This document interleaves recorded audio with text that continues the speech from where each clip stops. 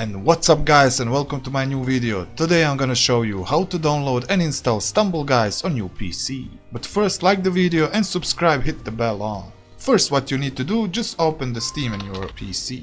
When you open the Steam and you have logged in your account, just type here Stumble Guys. And you see Stumble Guys free, just click this and go here play. Go install it. When you click install it, you get your game in library. And you see Stumble Guys just installing. I just show you the game and that's it. And if you see guys, we are in Stumble Guys and everything is fine. Everything is working, everything is clear, the graphic is cool here, and that's all. If you love the video, share with your friends. I see you in the next one.